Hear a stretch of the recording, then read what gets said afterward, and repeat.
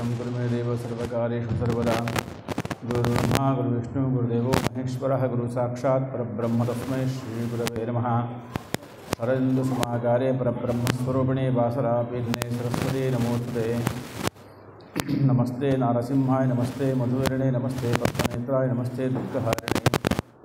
उग्रं वीरं महाविष्णुं ज्वलन्तं सर्वलोकं नरसिंहं भीषणं भद्रं मृत्योर्मृत्युं नमाम्यहम्। अवधूतचिन्तन श्री गुरुदेव दत्त। ఈరోజు మనం శ్రీ సాయిబాబా ఆలయంలో దత్తాత్రేయ స్వాముల వారి యొక్క విశేషమైన జన్మ, గురువు యొక్క కృప, గురువు ఆవశ్యకత గురించి తెలుసుకునే ప్రయత్నం చేద్దాం. కాబట్టి భక్తులందరూ కూడా సకాలంలో వచ్చి కార్యక్రమాన్ని విని ఆ యొక్క దత్తకృపకు పాత్రోపాలకు విజ్ఞప్తి చేస్తున్నాం. మనం జీవితంలో ప్రతిసారి కూడా ఒక విషయంపై బాగా ఆలోచించి పట్టుగా ఉంటే ఖచ్చితంగా మనం జీవితాన్ని సాధించే అవకాశం ఉంది. అలా పట్టుకునేటువంటి వ్యక్తి జీవితంలో ఒక గురువు ఒక్కడే. కాబట్టి నా గురువురధికం నా గురువురధికం నా గురువురధికం అన్నారు. కాబట్టి గురువును పట్టుకుంటే అన్నీ సాధ్యమవుతాయట. గురువు కంటే అధికులుగా ఎవరు లేరని శాస్త్రం చెప్పింది. కాబట్టి మనం గురువుని గట్టిగా పట్టుకోవాలి. అందుకనే మనం ఏదైనా కార్యం చేస్తున్నప్పుడు గురుర్ బ్రహ్మ గురుర్ విష్ణు గురుదేవో మహేశ్వరః గురు సాక్షాత్ పరబ్రహ్మ తస్మై శ్రీ గురవే నమః అంటాం. అంటే ఆ గురువు గారిని పట్టుకోవడం కోసం ఎంతో కష్టపడాలి. గురువు మనల్ని పట్టుకోవాలి. మనం భగవంతుని పట్టుకునే ప్రయత్నం చేస్తాం, భగవంతుడు మనల్ని పట్టుకునే ప్రయత్నం చేస్తాడు.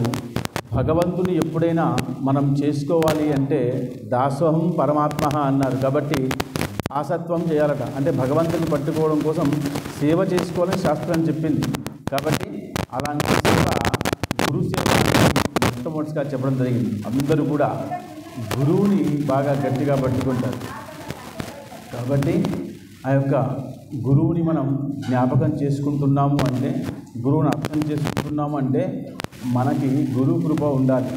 ఎందుకంటే గురువుని పట్టుకోవడం అనేటువంటిది మనలో ఒక శక్తి రావాలి, ఒక చైతన్యం రావాలి. చాలామంది అవసరం కోసం భగవంతుని పట్టుకునే వాళ్ళు చాలామంది ఉంటారు.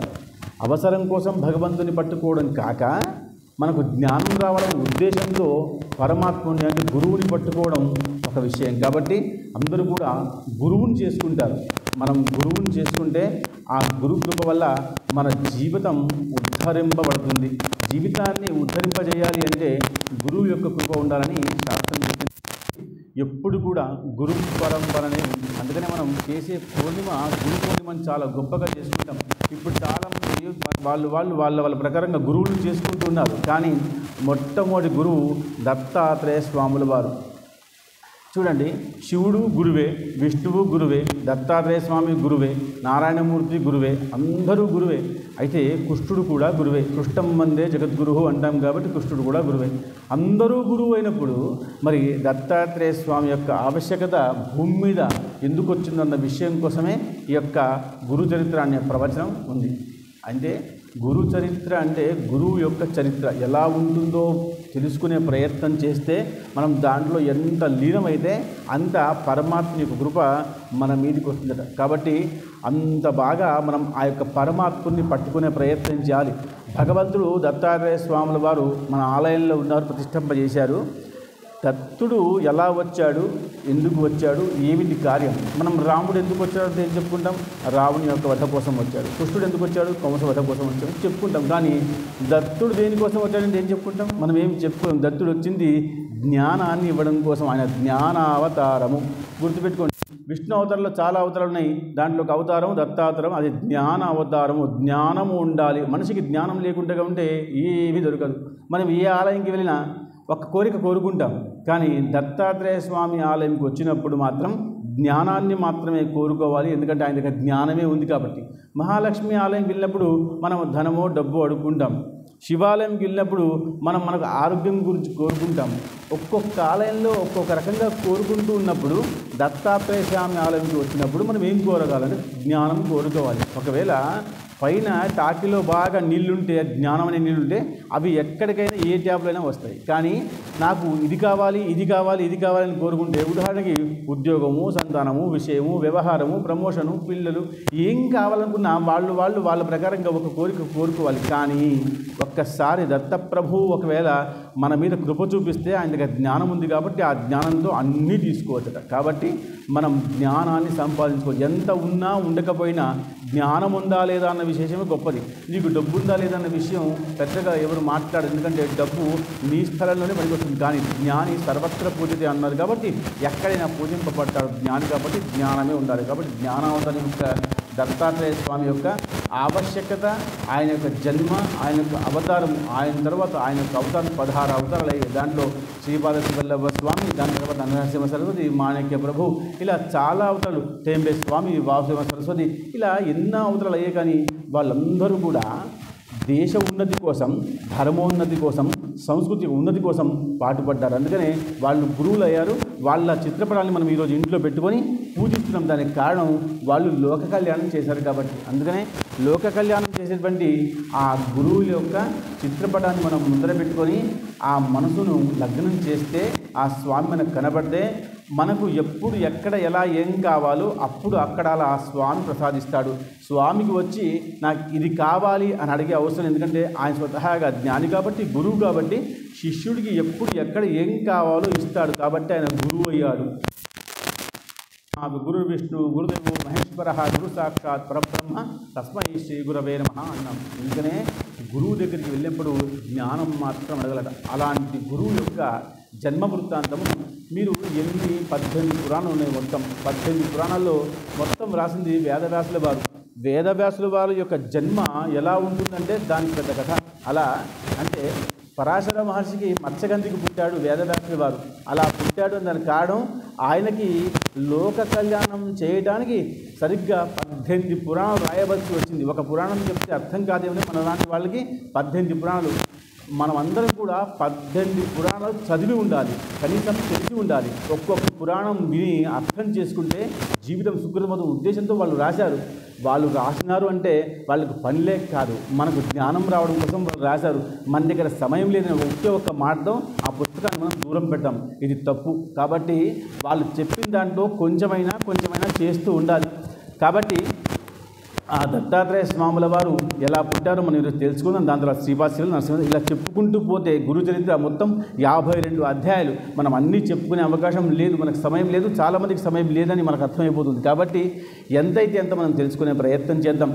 వేదవ్యాసుల వారు పుట్టింది పరాశర మహర్షికి, ఆయన మత్స్యగంధకు పుట్టారు. అంటే వివాహం కాకంటే ముందు పుట్టారు. కానీ ఆయన గుణసంపన్నుడు కాబట్టి 18 పురాణాలు మనకిచ్చాడు. ఆయన గురువు అయ్యాడు. అలాగే దత్తాత్రేయ స్వాముల వారు కూడా మనకు గురువు అయ్యారు. కాబట్టి కృష్ణ పరమాత్మ చెరసాల్లో పుట్టి మనకు గురువు అయ్యాడు. కాబట్టి అలాంటి గురువుల గురించి మనం తెలుసుకుంటే మన జీవితం సుకృతమవుతుంది, మన సంస్కార భద్రం అవుతాం.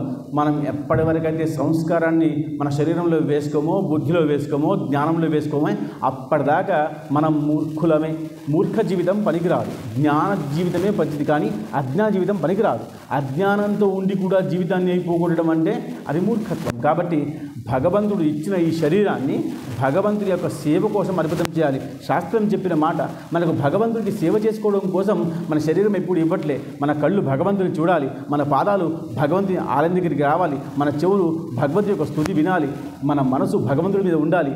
అంతా కూడా శరీరము భగవంతుడు ఒక్కసారి ఇచ్చాడంటే ఆయనని సేవ చేసుకోవడం కోసం ఇచ్చాడనే విషయం మనం తెలుసుకోవాలి. అప్పటిదాకా మనం తెలుసుకోకుండా ఉంటే అజ్ఞానిగా మనకు మృత్యు వస్తుంది. మళ్ళీ పునరపి జననం, పునరపి మరణం. మళ్ళీ ఏ జన్మ వస్తుందో, 84 లక్షల జీవితం తర్వాత మనకు మనిషి జన్మ వచ్చిందనే విషయం మనం అన్ని పుస్తకాలు చదువుతాం, కానీ దాన్ని పట్టుకోవట్లేదు. మళ్ళీ జన్మ ఎట్లాంటి వస్తుంది. కాబట్టి ఈ జన్మను మనం సార్థకం చేసుకుంటే మన జన్మ కాకపోయినా మన పిల్లవాళ్ళు, మన వంశము, మన కులము అన్నీ కూడా ఉద్ధరింపబడతాయి. కాబట్టి మనం జ్ఞానాన్ని తెలుసుకోవాలి. ఇది శాస్త్రం. అలా బ్రహ్మ విష్ణు మహేశ్వరులు, కొంచెం సేపు వినండి. బ్రహ్మ విష్ణు మహేశ్వరులు మనకు అద్య దేవతలు అని చెప్పుకుంటాం. అంటే గొప్ప దేవతల్లో ముఖ్యంగా బ్రహ్మ విష్ణు మహేశ్వరులు అని చెప్పుకుంటాం. ఈ బ్రహ్మ విష్ణు మహేశ్వరులు ఎప్పుడు కూడా రజ తమ సత్వగుణాల్లో ఉంటారు. వాళ్ళ కార్యాన్ని వాళ్ళు చేస్తున్నప్పుడు వాళ్ళకి ఒక శక్తి ఉంటుంది. ఏమిటది? ఒక లోపల నుంచి చైతన్యం, ఒక శక్తి వస్తుంది. ఆ శక్తి పరాంబ అంటే అమ్మవారు అని. అయితే దేవి భాగవతం చెప్పుకుంటున్నప్పుడు మనం అమ్మవారు చెప్తాం, కృష్ణ పరమాత్మ చెప్పుకుంటే భాగవతం చెప్పుకుంటాం, రామాయణం రాముడి గురించి చెప్పుకుంటాం, అప్పుడే గణపతి పురాణం చెప్పుకుంటే గణేశుడి గురించి చెప్పుకుంటాం. ఎవరి గురించి చెప్పుకుంటున్నామో వాళ్ళే ఆ కథలో గొప్పవాళ్ళు కదా. గణపతి పురాణం చెప్పుకుంటున్నప్పుడు గణపతే గొప్పవాడు. అట్లా దత్తాత్రేయ కథ చెప్పుకుంటున్నప్పుడు దత్తప్రభువులే గొప్పవారు, ఇంకా దత్తుడి కంటే గొప్ప ఉండదు. రేపు మనం దేవి భాగవతం చెప్పుకుంటే అమ్మవారే గొప్పది. అలా బ్రహ్మ విష్ణు మహేశ్వరుడు ఆ ముగ్గురు కూడా ఒక దగ్గర కూర్చొని లోక కళ్యాణం కోసం ఆలోచిస్తూ ఉన్నారట. అంటే వీళ్ళు ఎప్పుడు కూడా లోక కళ్యాణాన్ని మాత్రమే దృష్టిలో పెట్టుకుంటారు కాబట్టి లోక కళ్యాణం చేస్తూ ఉన్నారు. వాళ్ళు బ్రహ్మ విష్ణు మహేశ్వరులు ఎక్కడైతే కూర్చుని ఉన్నారో కొంచెం దూరంలో పార్వతీమాత, ఆ యొక్క మహాసరస్వతి, దాని తర్వాత మహాలక్ష్మి వాళ్ళు ముగ్గురు కూడా కూర్చుని ఉండి లోకంలో ఎలా నడుస్తుంది, ఎలా సుఖ సంతోషాలతో ఉంటున్నారు, ఎలా పుణ్యం సంపాదించుకుంటారు, ధర్మం బలిష్టంగా ఉందా లేదా అని ఆలోచిస్తూ ఉంటే, మాట్లాడుకుంటుంటే అందులో అక్కడికి నారదుల వారు వచ్చారట.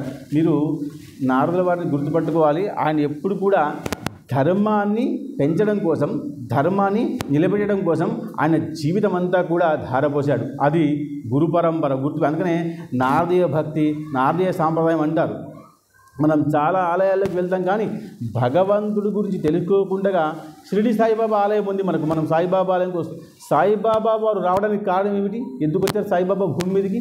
అలా విషయం తెలుసుకుంటే, ఆయన గురించి స్తుతిస్తే, ఆయన గురించి మాట్లాడితే ఆయన మన కృప చూపిస్తాడు. వచ్చి టెంకాయ కొట్టేసి వెళ్ళి ప్రదక్షిణ కొడితే భగవంతుడు కృప చూపి సదానింబ వృక్షస్య మూలాధివాసాత్ సుధాశ్రావిడం తిక్తమప్త ప్రియంతం తరుం కల్పవృక్షాధికం సాధయంతం నమామీశ్వరం సద్గురుం సాయినాథం. అంటే స్వామి, మీరు చేదుగా ఉన్నటువంటి వేప చెట్టు కింద కూర్చొని కూడా మా జీవితంలో సంతోషాన్ని, ఆనందాన్ని ఇస్తున్నారు స్వామి, మీరు ఎంత గొప్పవారని స్తుతించాలి. స్తుతించే కదా పరమాత్ముడు సంతోషిస్తాడు. రామా, నువ్వు ఎంత గొప్పవాడివయ్యా, నా కోసం ధనుషబాణం తీసుకొని ఎంతోమంది రాక్షసుని చంపి మా యొక్క యజ్ఞాన్ని కాపాడవయ్యా అని మనం చెప్పాలి. చెప్తే కదా రాముడు సంతోషిస్తాడు. అమ్మా, నువ్వు ఎంత అందంగా కనపడుతున్నావు అమ్మ, నీ అందాన్ని చూసిన తర్వాత నాలో మొత్తం దుఃఖం పోతుంది, అమ్మని పొగడాలి. అప్పుడే కదా భగవంతుడు స్తుతిస్తాడు, సంతోషిస్తాడు. సంతోషించాలి అంటే స్తుతించాలి. కాబట్టి ఎక్కడ వెళ్తున్నామో దాని గురించి తెలుసుకోవాలి. దత్తప్రభుల గురించి ఎక్కడెక్కడో ఉన్నాయి ప్రవచనాలు, కానీ 52 అధ్యాయాలు చదివిన తర్వాత మనలో స్వతహాగా దత్తప్రభువే వస్తాడు. తినగవేము తీయనుండు అంటారు. వేపాకు రోజు తిన్నా కూడా కొంచెం తురుల తర్వాత తీపిగా వస్తుంది. అలా మనం తెలుసుకొని పూజ చేస్తే లాభం. అలాంటిది ఆ యొక్క బ్రహ్మ విష్ణు మహేశ్వరుడు మాట్లాడుకుంటూ ఉంటే లోక కళ్యాణం ఎలా జరుగుతుందనుకుంటే నారదుల వారు వచ్చారు. వచ్చి స్వాముల వారికి నమస్కారం పెట్టి, అయ్యా మీరు ఏం ఆలోచిస్తున్నారంటే లోకంలో ఎలా బాగుంటుందో, ఎలా ధర్మం నిలబడుతుందో ఆలోచిస్తున్నాము అంటే ఆయన అన్నాడు, దీనికి మంచి ఉపాయము పాతివ్రత్యము, గురు కృప అని చెప్పాడట. బాగా గుర్తుపెట్టుకోండి, పతివ్రతకి ఎంత గొప్ప స్థానం ఉందో శాస్త్రంలో. కాబట్టి పతివ్రత యొక్క గుణం వల్ల, గురువు యొక్క కృప వల్ల దేశము, సంస్కారము, సంస్కృతి బాగుపడుతుందని చెప్తుంటే అప్పుడు వాళ్ళందరూ ఆయన చూసి ఏమిటయ్యా అలా అంటున్నావు, మరి పతివ్రత అంటే ఎలా ఉంటుంది, ఎక్కడుంటుంది అని ప్రశ్న వేస్తే అప్పుడు ఆయన చెప్తున్నాడు ఏమని, భూమి మీద అనసూయ అని ఒక పతివ్రత ఉంది. గుర్తుపెట్టుకోండి, అనసూయ అని ఒక పతివ్రత ఉంది. ఆ పాతివ్రత్యం వల్ల ఆమె అందరినీ కూడా జయించింది. జయించడం అంటే ఏమిటి? మనం ఎప్పుడు కూడా మనలో ఉన్నటువంటి అన్ని గుణాలని మనం జయించాలి. కామ, క్రోధ, లోభ, మోహ, మదమాశ్చర్యములు జయించాలి. జయించిన వాడు గొప్పవాడవుతాడు. అలా ఎలాగైతే అన్ని జయించి ఆమె పతివ్రతగా మారిపోయిందో, ఆమె పతివ్రతను చూసిన తర్వాత ఆమె కుటీరం నుంచి బయటకు వస్తే, వనంలో ఉంటుంది ఆమె, కుటీరం నుంచి బయటకు వస్తే సూర్యుడు భగభగా మంటున్న పక్షంలో కూడా మెల్లగా చల్లగా అందంగా ఉంటాడు. అంటే ఆమె పాతివ్రత్యం అంత గొప్పది. అలే రావణుడు వాడు బయటకు వస్తుంటే, రావణుడు బయటకు వచ్చాడా ఇంకా సూర్యుడు, భూమి, చంద్రుడు, అలలు, అగ్ని అన్నీ కూడా భయపడతాయట. కానీ అనసూయ లాంటి పతివ్రత బయటకు వస్తే అన్నీ కూడా చల్లగా, మెల్లగా, మృదువుగా, అందంగా. అంటే పతివ్రతలో ఉన్నటువంటి లక్షణం అది. కాబట్టి ఆమె అలా రాగానే అన్నీ కూడా చల్లబడతాయని గొప్పగా చెప్తూ ఉంటే అనసూయ గురించి నారదుల వారు విష్ణువుకి, అప్పుడు పార్వతీమాత ఆ మాట విని బయటకు వచ్చి, ఏమిటయ్యా పార్వతి అంటే పతివ్రత, పెద్ద సాధ్వి, నేను వనంలో కూర్చున్నాను, మనం అందరం వ్రతం చేస్తాం కదా, ఆ వ్రతం చేస్తున్నప్పుడు ఆమె ఆకులు అలములు మాత్రమే తిని ఆ వ్రతాన్ని పూర్తి చేసింది. ఎన్ని వ్రతాలు చేసినా వడసావిత్రి వ్రతం మనం చేస్తాం కదా, ఎన్ని వ్రతాలు చేసిన పాతివ్రత వ్రతాలు అన్ని వ్రతాల్లో కూడా వాళ్ళందరూ కూడా కష్టపడి భగవంతుని దగ్గర తీసుకున్నారు. అలా దగ్గర తీసుకున్నటువంటి వాళ్ళు నేను శివుణ్ణి పొందాలి అంటే ఎన్నో వ్రతాలు చేశాను, వాయుభక్షణం చేశాను, నేను అడవుల్లోనే ఉన్నాను, ఆకులు అలవును మాత్రమే తిన్నాను, అలాంటిది నాకంటే ఆమె గొప్ప ప్రతిభత అని ప్రశ్న వేసిందట. అప్పుడు అన్నాడట, అవునమ్మా నీకంటే చాలా గొప్ప ప్రతిభత, నువ్వు ఎప్పుడో కాలంలో లేనప్పుడు భాగంలో ఈ యొక్క పాతివ్రతాన్ని చూపించావు, కానీ ఇప్పుడు భూలోకంలో ఉన్నటువంటి వ్యక్తులు కూడా పాతివ్రతం చూపించి భగవంతుని కూడా ఆదిలో ఉంచుకొని భర్తకు సేవ చేసుకుంటున్నారమ్మా, కాబట్టి నీకంటే గొప్పది అంటే ఆ యొక్క పార్వతీమాతకి కొంచెం అసూయ అనిపించింది. బాగా చూడండి, అసూయ అంటే ఏమాత్రం కూడా వేరే వాళ్ళ మీద అసూయ లేకుండా ఉన్నటువంటి స్త్రీ పేరే అనసూయ. అందుకని ఆమె పేరు అనసూయ అని పెట్టారు. అందుకనే గొప్పవాళ్ళు పేరు పెడుతున్నప్పుడు దాన్ని దృష్టిలో పెట్టుకునే పెడతారు. ఆమెకి ఏమాత్రం అసూయ లేదు కాబట్టి ఆమె పేరు అసూయ. భర్త పేరు అత్రి. అత్రి అంటే అంటే అవి మూడు, త్రి అంటే మూడు గుణాలు. ఏమి? కామ, క్రోధ, లోభం అనేటువంటి మూడు గుణాలు లేవు కాబట్టి ఆయన అత్రి, ఈమె అనసూయ. ఏమాత్రం అసూయ ఎవరి మీద లేదు కాబట్టి వాళ్ళిద్దరూ భార్యాభర్తలుగా ఉన్నారు. కానీ వాళ్ళకి అన్నీ ఉన్న పక్షంలో కూడా కొంచెం సంతానం లేకపోవడం వల్ల, చూడండి, సంతానం లేకపోవడం వల్ల చాలామంది బాధపడతారు. కానీ సంతానం, మంచి సంతానం అవ్వాలి అంటే కొంచెం సమయం పడుతుంది.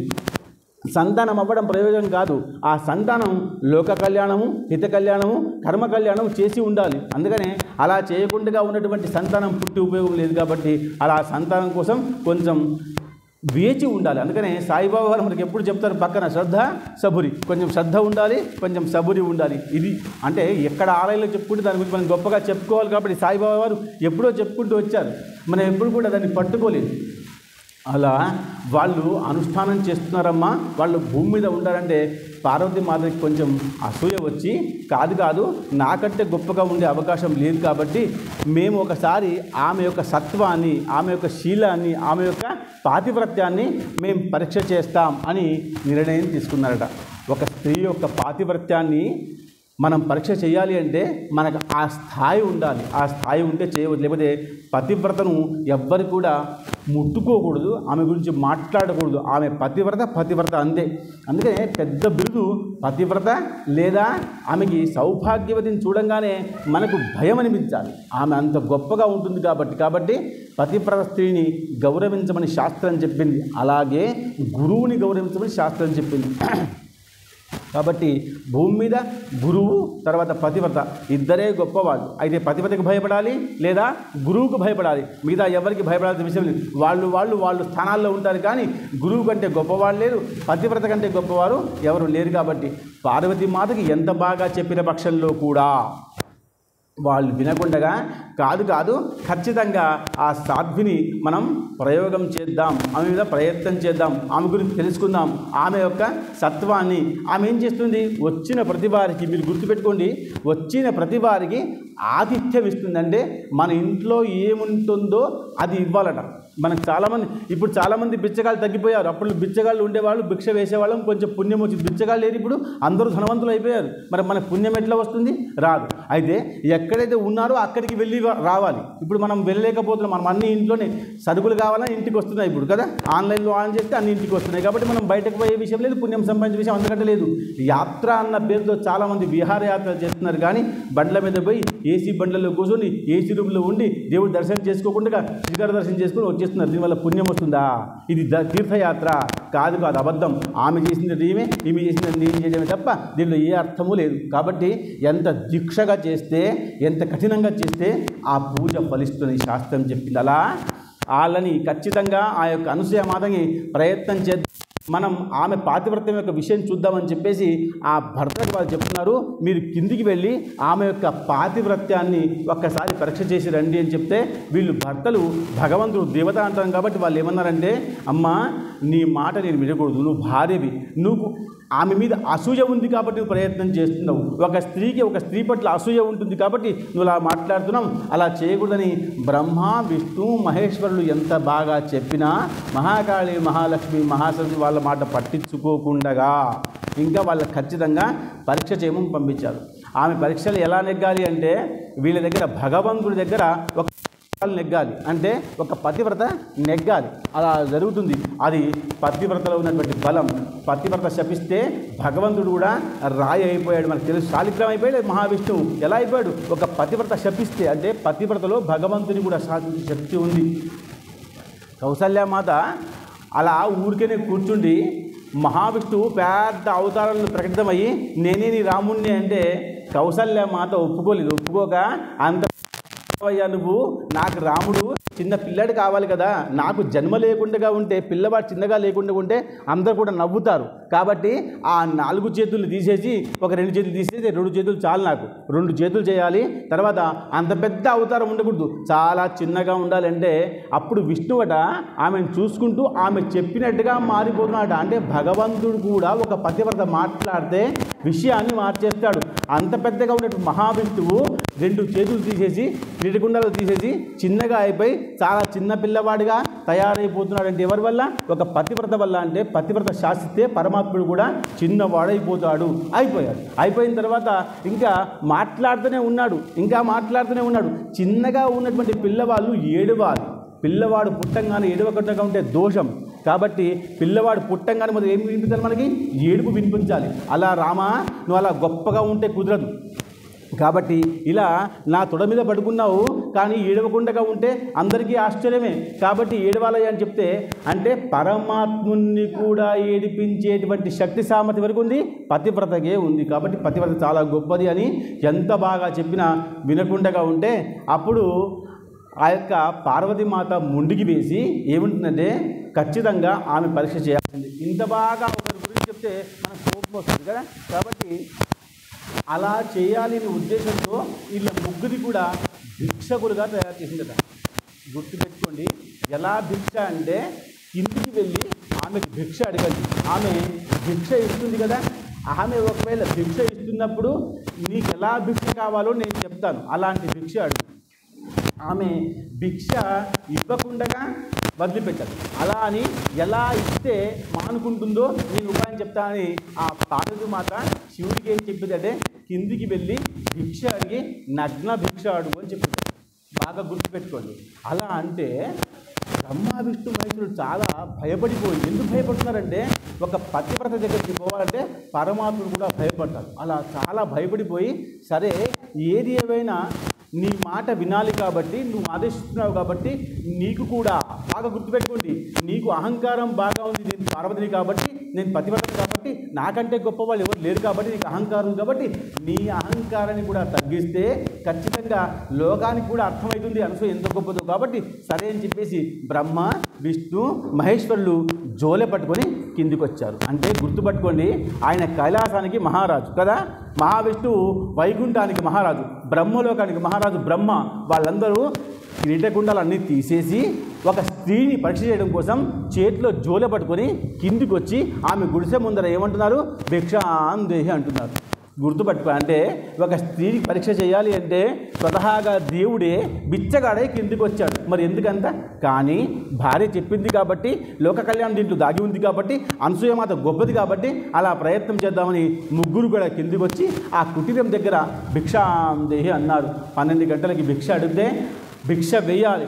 మనం చాలా చెప్తున్నాం కదా, అందరికీ మనం అందరం కూడా భిక్ష చేయాలి. ఇంతకు మూలు పల్లెటూర్లలో మధ్యాహ్నం అయింది అంటే యజమాని వంట చేసేసి బయటకు వచ్చి ఆంజనేయ స్వామి గుడి దాకా వచ్చి పొలిమేర దాకా వచ్చి ఎవరైనా ఉన్నారా, కొత్త వాళ్ళు ఎవరైనా ఊరికి వచ్చారా, వాళ్ళకి తీసుకెళ్ళి భోజనం పెడదామనే ఉద్దేశంతో బయటకు వచ్చి వాళ్ళకి తీసుకొచ్చి ఇంటికి వచ్చి కాలు కడిగి భోజనం పెట్టేది. అవునా? దాని తర్వాత కొత్త వాళ్ళు ఎవరైనా వస్తే ఆంజనేయ స్వామి యొక్క ఆ గద్దె మీద కూర్చోండి ఎదురు చూసేవాళ్ళు, ఎవరైనా పిలుస్తారేమో మధ్యాహ్నం అయింది భోజనం చేద్దామని కూర్చుండేవారు. ఇప్పుడు అలా లేదు. 2 అవకాశాలు వెళ్ళిపోయి 3వ అవకాశం వచ్చింది. గేటు మీద రాసి పెడుతున్నారు, మా ఇంట్లోకి ఎవరు రాకూడదు, కుక్క ఉంది, జాగ్రత్త. అంటే ఎవరైనా వస్తారా? ఎవ్వరూ రాదు. ఎలా వస్తారు? ఇంకా మనకి ధర్మం మెల్లగా మెల్లగా మెల్లగా కిందికి అయిపోతుంది. మనం భక్తి లేదు, దానము లేదు, శక్తి లేదు, ఏమీ లేదు. అన్నీ కూడా ఒక్కటే చెప్తున్నాం, ఎవరు బాధపడ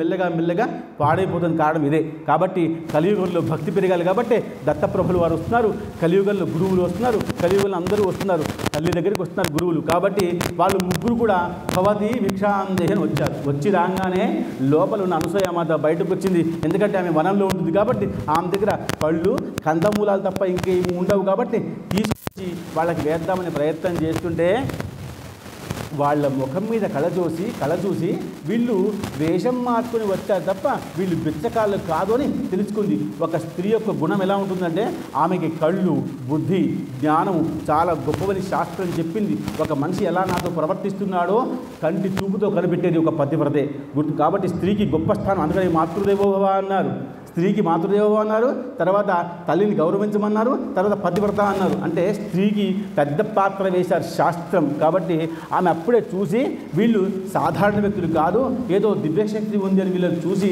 వాళ్ళంతా కళగా ఉంటే చూడండి, మనలో ఎంత జ్ఞానం ఉంటే మొహం మీద అంత కళ ఉంటుంది. మనం ఎంత బాగా తయారైనా మనలో జ్ఞానం లేకుండా ఉంటే మన ముఖంలో కళ ఉండదు, తేజస్సు ఉండదు. అది పెట్టుకున్న తేజస్సు వేరు, ఉన్న తేజస్సు వేరు. కాబట్టి వాళ్ళు ఆ పంచ కట్టుకొని వచ్చారు. భిక్షాంతి అంటే అనసూయమాత గుర్తుపట్టేది. ఎందుకంటే ఆమె మహాపతివ్రత మహాసాధ్వి కాబట్టి వాళ్ళని చూసి గుర్తుపట్టేసి మీరెవరో పెద్ద సాధువుల్లాగా ఉన్నారు, దేవతల్లాగా ఉన్నారు, చెప్పండి ఏం కావాలి అంటే వాళ్ళన్నారు మాకు భిక్ష కావాలి అనుకున్నామమ్మా, కానీ నిన్ను చూసిన తర్వాత అసలు మేము దేనికోసం వచ్చామో మర్చిపోయాం. ఎందుకంటే నీ మొహం మీద అంత కళ ఉంది, మహాలక్ష్మి కళ, పవిత్రమైనటువంటి కళ ఎక్కడ ఉంటుంది అంటే మహాలక్ష్మి ఎక్కడ ఉంటుంది. అందుకనే చెప్తున్న శాస్త్రం ఏంటంటే పతివ్రత యొక్క ముఖంలో మహాలక్ష్మి ఉంటుందట.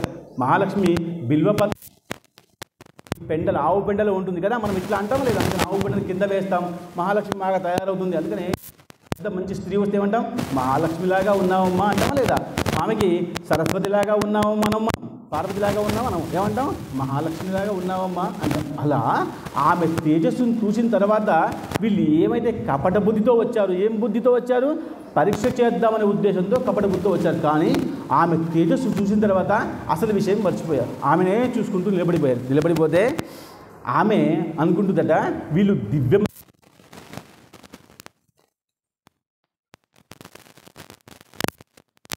వారు అలాగే శబ్దంగా చూసి ఉండిపోయిన తర్వాత అప్పుడు పార్వతి చెప్పిన ఒక మాట జ్ఞాపకం చేయమని మనం పరీక్ష చేద్దామని. అయితే కాబట్టి ఆమె ఏమైనా సాధ్యం ఏమైనా చేయవచ్చు. ఎలా పరీక్ష చేద్దాం, ఎంత ఈమె దాంట్లో నెగదొండగా ఉంటుందనే వాళ్ళు ఆలోచిస్తున్నారు. చూడండి, ఎవరికి పెట్టామని ఆ ప్రశ్నకి సమాధానం చెప్పేస్తే ప్రశ్న వేస్తే ఆ ప్రశ్నకి సమాధానం చెప్పలేకపోతే మనం తెలిసినట్టు లెక్క. కానీ పతివ్రత కాబట్టి ఏమైనా ఇవ్వవచ్చు. కానీ ఎలాగైతే ఏమి వచ్చాం కాబట్టి ఒక ప్రయోగం, అమ్మ నగ్న భిక్ష కావాలి అన్నారు. బాగా గుర్తుపెట్టుకోండి, వాళ్ళు ఏం చెప్తున్నారు, నగ్న భిక్ష కావాలి అన్నారట. అప్పుడు అనసూయమాత కొంచెం సేపు ఆలోచించింది. వీళ్ళ ముఖం మీద మంచి తేజస్సు ఉంది, వీళ్ళ మాట్లాడే వాళ్ళు కాదు, కానీ ఏదో కారణం చేత మాట్లాడుతున్నారు కాబట్టి ఏదో కారణం ఉంటుంది. నగ్నము అంటే గుర్తుపెట్టుకోండి, నగ్నము అంటే విప్పడం కాదు. నగ్నం అంటే నగ్నము అన్న పదార్థం ఏంటంటే నా అగ్నము, నా వద్దు. అగ్నం అంటే అగ్ని, అగ్నితో సంబంధం స్పర్శ లేకుండా ఉన్నటువంటి పలహారం అని అర్థం, ఉన్నటువంటి మూల అర్థం మర్మం. ఈ మర్మం గుర్తుపెట్టుకోకుండా మనం అందరం నగ్నం అంటే బట్టలు ఎప్పుడు నగ్నము అంటే పెద్ద విషయం కాదు కదా, నా దగ్గర కందమూలాలు ఉన్నాయి, ఫలాలు ఉన్నాయి, ఇవి ఇచ్చేస్తే సరిపోతుంది. ఇవి అగ్నితో సంబంధం లేదు. ఒక మాట మాట్లాడుతున్నప్పుడు ఆ మాటకు ఒక్కొక్కళ్ళు ఒక్కొక్క అర్థం తీసుకుంటారు. కాబట్టి ఇప్పుడు ఏ అర్థం తీసుకోవాలో ఆ అర్థం తీసుకోవాలి. కాబట్టి ఆమె ఏమిటంటే, సరే మీకు నగ్న భిక్ష కావాలంటున్నారు కదా, మీరు ఏమనుకుంటున్నారో అదే ఇస్తాను అంటే, భగవంతుడి కోసం మీరు వచ్చి పార్వతీమాత కోసం వచ్చి నాకు పరీక్ష చేస్తున్నారు కదా, అంటే నేను బట్టలు విప్పి భోజనం పెడతానో లేదో పరీక్ష కదా, నేను పెడతాను. వాళ్ళకందరికీ భయం అనిపించింది. చూడండి, పతివ్రత యొక్క లక్షణాన్ని, గుణాన్ని, ఆమె సామర్థ్యాన్ని పరీక్ష చేయాలంటే భయం ఉంది.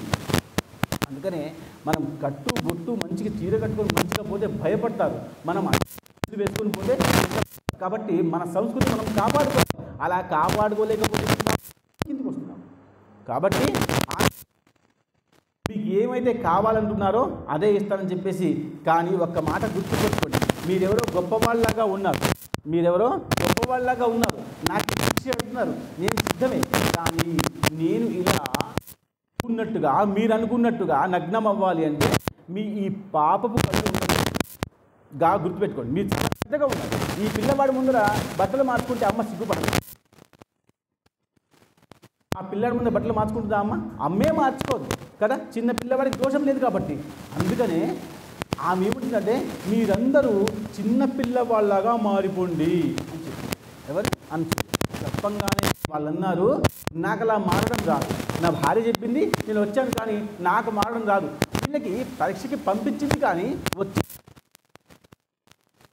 ఉంటుందంటే నేను పరీక్ష చేస్తూ ఉంటే ఆమె నెగ్గుతూ ఉంటే మనం ఓడిపోతూ ఉంటే పంపించిన వాళ్ళు సుఖంగా ఉన్నారు, ఇక్కడ ఉన్నారు. కానీ ఇక్కడ మాకు ఒక్కొక్క ప్రశ్న వేస్తూ సమాధానం చెప్తుంటే మేమేం చేయలేకపోతున్నాం. కాబట్టి అమ్మ మాకు చిన్న పిల్లవాళ్ళగా అవ్వడం అవ్వదు, మాకు రాదు అనగానే అప్పుడు మీరు భిక్ష కోసం వచ్చారు కదా, మీకు భిక్ష కావాలి కదా అని లోపలికి వెళ్ళింది. లోపల వాళ్ళ భర్త అంటే అశ్విని మహాముని కొంచెం సంఘ వాచుకొని గంగ నీళ్ళు అక్కడికి పెట్టి నమస్కారం చేసి అనుష్ఠానానికి వేయాలి, రాలేదు. కాబట్టి ఆయన వచ్చేదే నైవేద్యం పెట్టాలి, వీళ్ళకి భిక్ష చేయాలని ఆ నీళ్ళు తీసుకొని ఆ బ్రహ్మ విష్ణు మహేశ్వరుని మీద వేసంగానే ఆ పిల్లలు పెద్దవాళ్ళందరూ కూడా చిన్న పిల్లవాళ్ళగా మారిపోయారు. ఇది సతీ అనసూయ అంటే పతివ్రతలు ఉన్నటువంటి ఫలం, పతివ్రతలు గొప్పతనం. కాబట్టి ఆ పిల్లవాళ్ళు అయిపోయారు. అందరూ ఏడుస్తున్నారు. ఏడుస్తుంటే ఆ పిల్లవాళ్ళని తీసుకొని కన్యమిస్తుందంటే చనుపాలిస్తుంటే ఎంతో మధురంగా ఉంటుంది. అంటే బ్రహ్మ మహేశ్వరుడు ఒక బ్రహ్మ రాడు, కానీ మహేశ్వరుడు విష్ణువు ఎప్పుడు కూడా కిందికి వచ్చే ప్రయత్నం చేస్తాడు. అమ్మ ప్రేమ కావాలి కాబట్టి. రాముడుగా పరశురాముడుగా ఎన్నిసార్లు కిందికి వచ్చాడు? 12 సార్లు. మత్స్య కూర్మ వరాహ నరసింహ రామ పరశురామ బలరామ కృష్ణ ఎన్నిసార్లు కిందికి వచ్చాడు అమ్మ దగ్గరికి రావడం కోసం. కాబట్టి ఆ పాలు తాగుతుంటే వాళ్ళ ముగ్గురు కూడా సంతోషించి ఏడవడం మానేసి తొట్టెలో రేవేస్తే తొట్టెలు పడుకొని మంచిగా నిద్రపోతున్నారు. ఎవరైతే పంపించిందో బ్రహ్మ దగ్గర ఎవరైతే పంపించినారో వాళ్ళు పార్వతి, ఎవరైతే పంపించిందో ఆ యొక్క సరస్వతి మహాలక్ష్మి, వాళ్ళు ముగ్గురు కూడా పైన ఎదురు చూస్తున్నారు. ఇంకా వీళ్ళు రాలేదేమిటి, ఇంకా పరీక్ష పూర్తవ్వలేదా, అసలు ఏమైంది అని చెప్పేసి మళ్ళీ నాదుని పిలిపించి ఏమిటయ్యా ఏమైంది, నా భర్తలు అక్కడికే వెళ్ళిపోయారు, కుటీరం దగ్గరే ఆయన చూసంటున్నాడు, అమ్మ నేను మొదలే అన్నా పతివత ఆమె పరీక్ష చేయకూడదంటే మీరు విన్నారా? వినలేదు. మీ భర్తలు కూడా చిన్న పిల్లవాళ్ళైపోయి చనుపాలు తాక్కుంటూ తొట్టెలో పడుకున్నారమ్మా అంటే అందరికి కూడా భయం అనిపించింది. అయ్యో చూడండి, అయ్యో నేను ఒక ప్రయోగం చేద్దాం అనుకుంటే ఆమె అలా చేసిందా, నిజంగానే ఆమె చాలా గొప్పది. బాగా గుర్తుపెట్టుకోండి, పార్వతీమాత ఒక సాధారణంగా ఉన్న పతివ్రతకి గొప్ప అంటుంది అని మరి మేమే కింది చెప్పేసి పార్వతీమాత మహాలక్ష్మి మాత సరస్వతి మాత భూమి మీదకి వచ్చారు. కుటీరం దగ్గరికి వచ్చి మళ్ళీ వాళ్ళు కూడా అమ్మా అని పిలిచారు. తల్లికి ప్రేమ ఎక్కువ, ఎప్పుడైనా తల్లికి ప్రేమ ఎక్కువ. తల్లికి కొంచెం చూడండి కోపం ఉంటుంది, కానీ దాంట్లో కొంచెం తల్లికి చెప్తారు, నాన్న చెప్తాను రా అంటే పిల్లవాడు భయపడాల్సింది. కానీ వీడికి ఏమైనా కాల్పిస్తే చెప్తుంది, తల్లికే చెప్తుంది, అమ్మ సైకిల్ కావాలమ్మా. ఎవరు చెప్తారు? తల్లికి చెప్తారు. తండ్రికి పరమాత్ముడికి ఎప్పుడు ఏం చెప్పాలో అప్పుడు చెప్పాలి, ఎప్పుడు పడితే అప్పుడు చెప్తే కుదరదు. కాబట్టి నారదుడు సరే అనగానే వాళ్ళ ముగ్గురు వస్తే అమ్మ అని చెప్తే అనసూయ మాత మళ్ళీ బయటకు వచ్చింది. బయటకు వచ్చి చూస్తుంటే ఏమమ్మా నీ తేజస్సు ఇలా ఉంది, నేను ఎప్పుడు చూడలేదమ్మా అని ముగ్గురు కూడా మహాపతివ్రతలు అనుకుంటున్నారు. వాళ్ళు మహాదేవతలు, బ్రహ్మ విష్ణు మరి భార్యలు, వాళ్ళందరూ కూడా దండం పెడుతున్నారు. అమ్మ నీ పాతిపత్యం చాలా గొప్పది, నాది తప్పైపోయింది. తప్పైపోవడం ఒక తప్పైతే తప్పుని తెలుసుకోవడం జ్ఞానం, అదే జ్ఞానావతారం దత్తాత్రేయ స్వామి. కాబట్టి దత్తాత్రేయ స్వామి యొక్క అనుష్ఠానం వల్ల జపం వల్ల జ్ఞానం వస్తుంది. ఎప్పుడు ఎక్కడ ఎలా ప్రవర్తించాలో తెలుసుకోవడమే జ్ఞానం. ఎక్కడ ఎలా ప్రవర్తించాలో తెలుసుకుంటే జ్ఞానం వస్తుంది. కాబట్టి అమ్మ నా భర్తను నాకు ఇచ్చేయమంటే నేను నీ భర్తను తీసుకోలేదు, వాళ్ళే కిందికి వచ్చారు, నాకు భిక్ష అడిగారు, నేను భిక్ష వేశాను, వాళ్ళు చిన్నపిల్ల వాళ్ళకి అయిపోయారు, అదిగో ఆ భిక్ష తీసుకోమని చెప్పారు. చిన్నపిల్లవాళ్ళు ఒక 10 మంది పిల్లవాళ్ళని స్కూల్లోకి వెళ్తే చాలా అందరి రేసు రకంగా ఉంటుంది. మన పిల్లలు గుర్తుపట్టడం కష్టం, మనం చూసి వాళ్ళు పరిగెత్తుకుంటూ రావాలి తప్ప మనం పిల్లవాడిని పట్టుకోవడం కష్టం. ఎందుకంటే ఆ డ్రెస్లు అన్నీ ఒకే రకంగా ఉంటాయి. కాబట్టి పిల్లవాళ్ళని 10 మందిని పెడితే అందరూ ఒకే రకంగా ఉంటారు. ఎందుకంటే వాళ్ళ లోపల కల్మషం ఉండదు. కాబట్టి కల్మషం ఉంటుంది కాబట్టి ఒకే రకంగా ఉంటారు. కొంచెం గుణం వచ్చినాక నేను శ్రీమంతుణ్ణి, నేను అందగత్తెను, నేను చాలా గొప్పవాడిని, నేను ఫలానా అని చెప్పి గొప్పగా చెప్పి పిల్లవాళ్ళకి అదంతా ఏమి ఉండదు. అలా చిన్న పిల్లవాళ్ళు ముగ్గురు అలా పడుకొని ఉన్నారు. పార్వతీమాత చూసింది, ఇంకా శివుడెవరు, అసలు బ్రహ్మ ఎవరు, విష్ణు ఎవరు అర్థమవుతుంది. అమ్మా నేను అజ్ఞాని, చూడండి, అజ్ఞానాది శాంత్య జన్మూనమధికుంకుతం తత్సర్వం క్షమతాందేవ ప్రసీద పరమేశ్వరి. అమ్మా నేను అజ్ఞాని, నా భర్త నేను గుర్తుపట్టలేకపోతున్నా. అమ్మా నువ్వే నా భర్త నువ్వు. ఎందుకంటే నా భర్త అని చెప్పేసి పార్వతీ వెళ్ళి ఒక విష్ణుని ముట్టుకుంటే అపవిత్రం. పార్వతి పతివ్రత కాబట్టి ముట్టుకోకూడదు, అసలు పరపురుషుని ముట్టుకోకూడదు ఒక స్త్రీ. కాబట్టి ఏం చేయాలి అర్థం కాక ఆమె మళ్ళీ దండం పెట్టి అమ్మ నా భర్త నాకు ఇచ్చి అని చెప్తే అప్పుడు ఆ నంది ఈ భర్తలు కిందికి రావడం వల్ల నేనేమిటో నాకు అర్థమైంది. నాకు సంతానం లేదు, నాకు సంతానం లేదు కాబట్టి బాధపడుతుంటే మీ భర్తలు వచ్చి బ్రహ్మ విష్ణు మహేశ్వరులు వచ్చి నాకు సంతానంలాగా చిన్నపిల్లవాళ్ళగా తయారయ్యి నా యొక్క స్తన్యాన్ని పాలు తీసుకున్నారు అంటే నాకెంతో ఆనందాన్ని ఇచ్చారు. మీ భర్త నాకు ఆనందాన్ని, సుఖాన్ని, సౌఖ్యాన్ని ఇచ్చినప్పుడు నేను మాత్రం నీకు అన్యాయం చేస్తానా? చేయను పార్వతి, అదిగో నీ భర్త అని చూపిస్తే ఆ తొట్టులో శివుడు ఉన్నాడు. ఆ శివుడు తీసుకుంది, ఆ పార్వతి ముట్టుకోగానే ఆయన శివరూపం దాల్చాడు. అంటే ఒక పతివ్రత ఏమైనా చేస్తుందని చెప్పడం కోసం సాధ్యం. కాబట్టి వాళ్ళు మళ్ళీ ముగ్గురు పెద్దవాళ్ళు అయిపోయారు. అప్పుడు పార్వతీ పరమేశ్వరులు, బ్రహ్మ, సరస్వతి, మహాలక్ష్మి, మహావిష్ణువు 6 అలా నిలబడ్డారు. ఎంతమంది అయినారు? 6. అవునా? మీరు బాగా మీకు దత్త అవసరం అటువంటి అంటే ఒక్కటే 3 ముఖాలు ఉన్నాయి, కానీ ముఖాలు ఎన్ని? 3. చేతులు ఎన్ని? 6. దత్తాదేశానికి ఇక్కడ 6 ఉన్నాయా? 6 చేతులు, 3 ముఖాలు. అలా వీళ్ళు 6 నిలబడి ఆమెకు అంటున్నారు, అమ్మ నేను స్తన్యాన్ని తాగను, పాలు తాగిన ఏ కొడుకు అన్యాయం చేయకూడదు. తల్లికి అన్యాయం చేయడం అంటే వాడు బ్రతికి ఉపయోగం లేదు, పుట్టి అంతకంటే ఉపయోగం లేదు. శాస్త్రం చెప్పిన మాట నేను చెప్పట్లేదు. కాబట్టి అమ్మ నేను నీ దగ్గర పాలు తాగను కాబట్టి నేను ఇస్తా అని చెప్పేసి బ్రహ్మ, విష్ణు, మహేశ్వరులు ముక్త కంఠంతో అడిగారు. అంటే ఆమెంది నాకేమీ వద్దు, నీలాంటి కొడుకు ఉంటే చాలు. చూడండి, నీలాంటి కొడుకు అంటే అక్కడ 3 ఉన్నారు. నీలాంటి ఎవరు రావాలి? విష్ణు రావాలా? బ్రహ్మ రావాలా? ఎవరు రావాలా? కాబట్టి నీలాంటి కొడుకు రావాలని చెప్పగానే అప్పుడు వాళ్ళు అర్థం చేసుకున్నారు, ఇదేదో లోక కళ్యాణం దాగి ఉంది కాబట్టి సరే అమ్మ మేము 3 కూడా పుత్రుణ్ణి నీకు ఇస్తాం. ఎలా ఇస్తాం? దత్త. ఏమి దత్త అంటే నాకు నేనుగా నీకు దత్తపోతానమ్మా. దత్తాత్రేయ భగవానికి ఎందుకు? నాకు నువ్వు పాలిచ్చావు కాబట్టి నాకు సంతోషం అనిపించింది కాబట్టి నాకు నేనుగా నీకు దత్తగలుగుతాను కాబట్టి నా పేరు దత్త, తీసుకోమని చెప్పి చెప్పి అప్పుడు ఎట్లా 3 ముఖాలు బ్రహ్మ, విష్ణు, మహేశ్వరుడు, మళ్ళా 6 చేతులు. మనిషికి 2 చేతులు కదా, 6 చేతులు. కాళ్ళు మాత్రం 2. ఎందుకంటే పాద పూజ 2టికి మాత్రమే ఉంటుంది కాబట్టి 2 కాళ్ళు, 3 ముఖాలు, 6 చేతులు. దత్తావతారం ఇలా ఉంటుంది. దీనశీర సహాత తయమాద దండవత్. ఇలా గొప్పగా ఉన్న అవతారాన్ని చూసిన తర్వాత ఆమెంది ఇలా ఉన్నటువంటి విషయాన్ని నేను చూస్తే అందరూ ఆశ్చర్యపోతారు, అందరూ భయపడతారు. కాబట్టి దత్త ఈ అవతారాన్ని నువ్వు చేస్తూ ఉండి నువ్వు ఏదైతే కార్యం చేస్తున్నావో ఆ కార్యాన్ని గొప్పగా చేసుకుంటూ ఉండు. దాని తర్వాత నీ వల్ల దత్త, నీ వల్ల, ఎందుకంటే ఆమె పతివ్రత కాబట్టి నీ వల్ల లోకంలో గురువు అంటే ఎవరు అంటే నువ్వే అని స్థిరపడతావు. కాబట్టి ఈ అవతారాన్ని తగ్గించి మళ్ళీ 16 సార్లు మొత్తం ఉపచారాలని 16 ఉపచారాలు మొత్తం పుట్టినప్పటి నుంచి చచ్చేంత వరకు మొత్తం 16 ఉపచారాలు. కాబట్టి 16 సార్లు అవతారం తీసుకొని ఈ యొక్క లోకాన్ని, ఈ యొక్క భూమి మీద గురు యొక్క ఆవశ్యకత తెలుపు అని చెప్తే అప్పటి నుంచి ఆ దత్తస్వాముల వారు 16 అవతారాలు తీసుకున్నారు. 16 అవతారాలు అంటే మాణిక్య ప్రభు, శ్రీపా శివలవారు, నరసింహ సరస్వతి, టెంబే స్వామి మహారాజ్ ఇలా అవతారాలు తీసుకుంటూ వచ్చారు.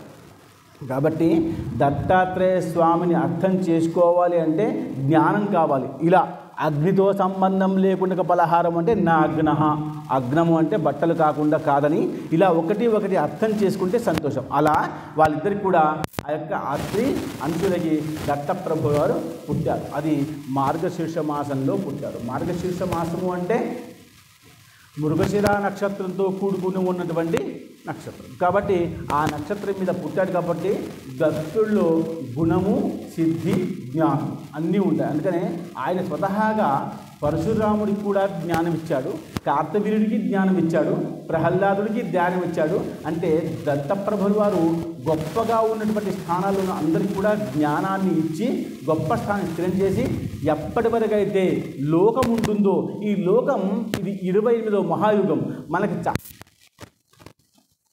రోజు ప్రవచనం వినాలి. మనము రోజు జీవితంలో మనకు 24 గంటలు పరమాత్ముడు ఇచ్చాడు అంటే దాంట్లో 2 గంటలే కనీసం పరమాత్ముడి కోసం కేటాయించాలి.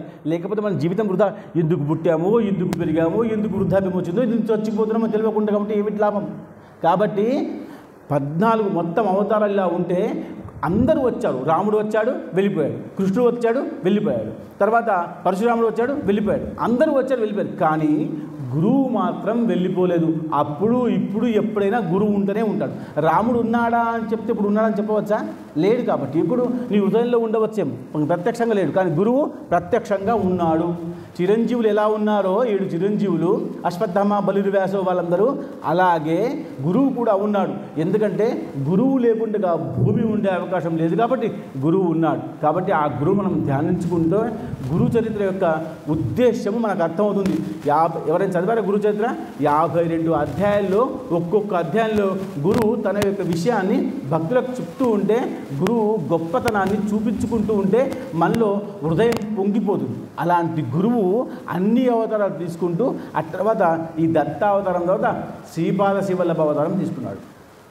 ఈ దత్తుడు లోక కళ్యాణం కోసం వచ్చాడు అంటే ఆయన దగ్గరికి వెళ్ళినప్పుడు ఆయన ఏం చెప్తాడట? జ్ఞానం మాత్రం ఇస్తాడు. మనం చాలా ఆలకి వెళ్తాం, వెళ్ళినప్పుడు మనం ఏం కోరుకోవాలో అది కోరుకోవాలి. దత్తస్వామి దగ్గరికి వచ్చినప్పుడు జ్ఞానం మాత్రమే కోరుకోవాలి, ఇంకొక విషయం కోరుకోకూడదు. జ్ఞానం ఉంటే అన్నీ ఉన్నట్టే, జ్ఞానం ఉంటే అన్నీ వచ్చినట్టే. కానీ ఏం కావాలో తెలియదు. చాలా చిన్నగా ఉన్నప్పుడు పిల్లవాడికి ఏం కావాలో తెలియదు. వాడికి కడుపు నొస్తుందో, ఆకలి, వాడు ఏడుస్తాడు అంతే. వాడు ఏడిస్తే తల్లి గుర్తుపడుతుంది, గురువుగా గుర్తుపట్టి ఆ పిల్లవాడికి ఏం కావాలి. అలా మనం దేవుడి దగ్గరికి వచ్చి, దత్తుడి దగ్గరికి వచ్చి ఏడిస్తే, ఏడవడం అంటే ప్రార్థన, స్థుతి చేస్తే దత్తుడే గుర్తుపట్టుకొని ఏం కావాలో అది ఇస్తాడు. అది ఆయన గుణం. కాబట్టి గురువు దగ్గరికి వచ్చినప్పుడు జ్ఞానమే అడగాలి. కాబట్టి జ్ఞానంలో ఇది ఒక గొప్ప విశేషం. దత్తాత్రేయ స్వాముల వారు చిన్నగా ఉన్నప్పుడు ఆయన కళ్ళు మూసుకొని కూర్చుండేవాడు. బాగా గుర్తుపెట్టి, ఎప్పుడైనా కళ్ళు మూసుకొని కూర్చోవడం వల్ల ఎక్కువగా జ్ఞానం వస్తుంది. కానీ చాలామంది ఇప్పుడు దాన్ని ఇంగ్లీష్ భాషలో మెడిటేషన్ అంటున్నారు. మెడిటేషన్ వేరు, ధ్యానం వేరు. ధ్యానంలో పరమాత్ముడు జ్ఞాపకం వస్తాడు. కాబట్టి కళ్ళు మూసుకొని కూర్చుని ఉన్నప్పుడు ఆయన కనిపించిందా, నేను ఒకవేళ గురువుగా ఉండి మా అమ్మ చెప్పినట్టుగా లోక కళ్యాణం చేయాలంటే నాలో శక్తి ఉండాలి. మీకు పిల్లవాడు పుట్టగానే మనం ఏమనుకుంటున్నాం? ఈ పిల్లవాడు